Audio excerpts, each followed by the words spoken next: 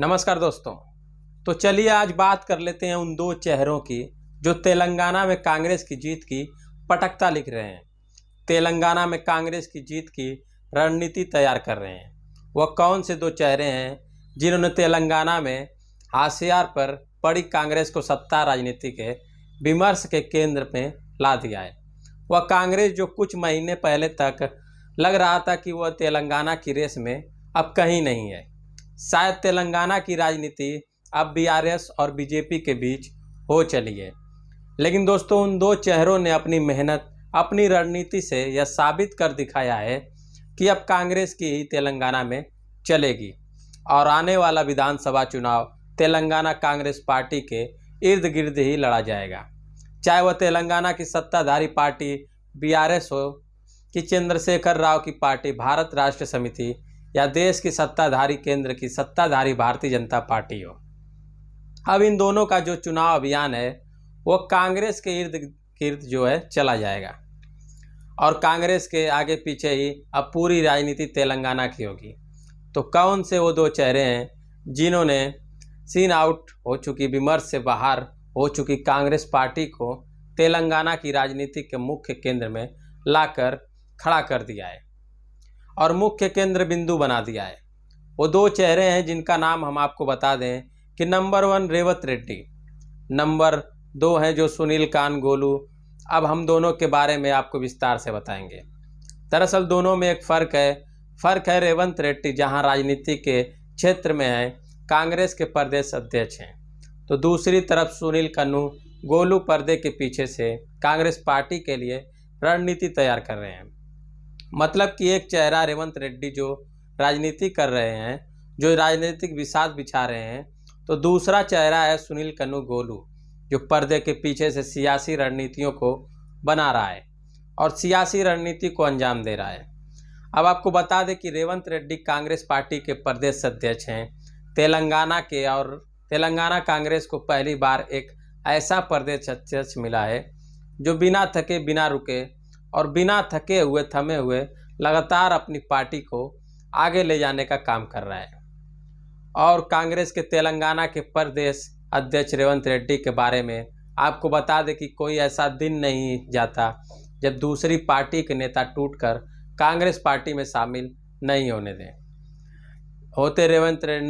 रेवंत रेड्डी का ही यह करिश्मा है कि चाहे केंद्र की सत्ताधारी भारतीय जनता पार्टी हो या फिर तेलंगाना की सत्ताधारी भारत राष्ट्र समिति के चंद्रशेखर राव की पार्टी के नेता लगातार टूटकर कांग्रेस में शामिल होते रहते हैं। आपको बता दें कि तेलंगाना कांग्रेस भवन में, तेलंगाना कांग्रेस मुख्यालय में हर दिन एक मिलन समारोह आयोजित होता है और दूसरे दलों के नेता कांग्रेस पार्टी में एक एक कर लगातार शामिल होते जाते हैं और इससे कांग्रेस पार्टी को बड़ी निर्णायक मजबूती मिल रही है।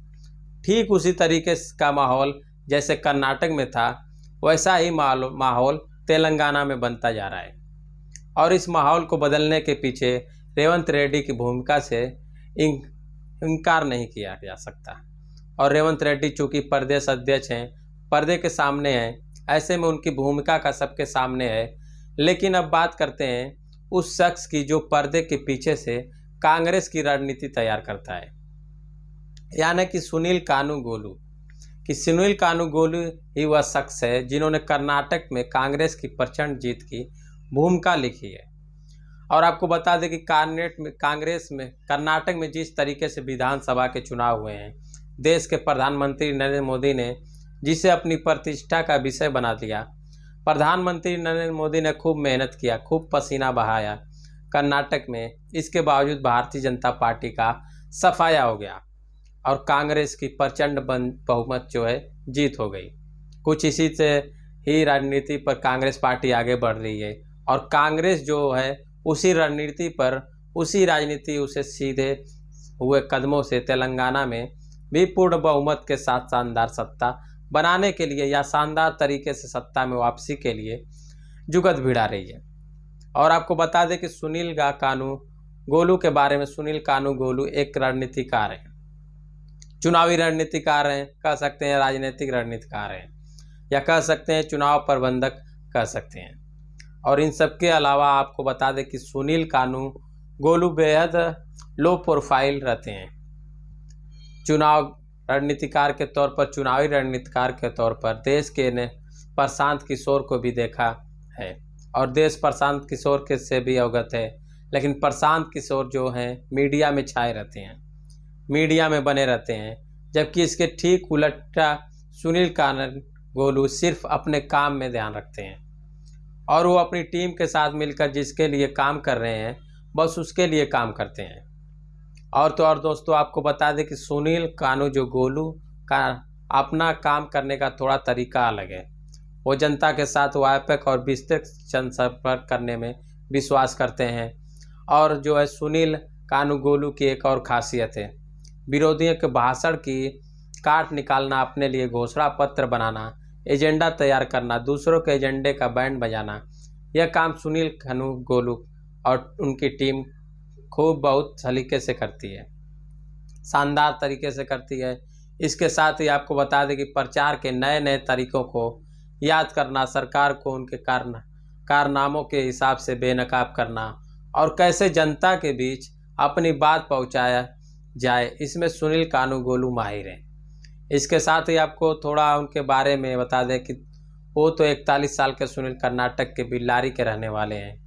उनके पिता कन्नड़ भाषी हैं, उनकी माता जी तेलुगु भाषी हैं। प्रारंभिक शिक्षा दीक्षा उनकी बेल्लारी और फिर चेन्नई में हुई। इसके बाद उन्होंने आगे की पढ़ाई अमेरिका से की। उन्होंने डबल मास्टर्स की डिग्री ली है।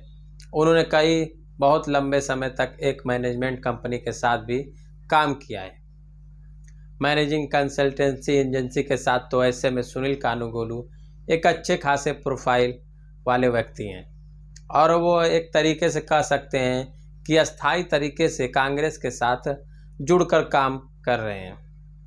ना सिर्फ प्रोफेशनली बल्कि पर्सनल लेवल पे भी वो कांग्रेस को आगे बढ़ाने और कांग्रेस को मजबूत करने का काम कर रहे हैं।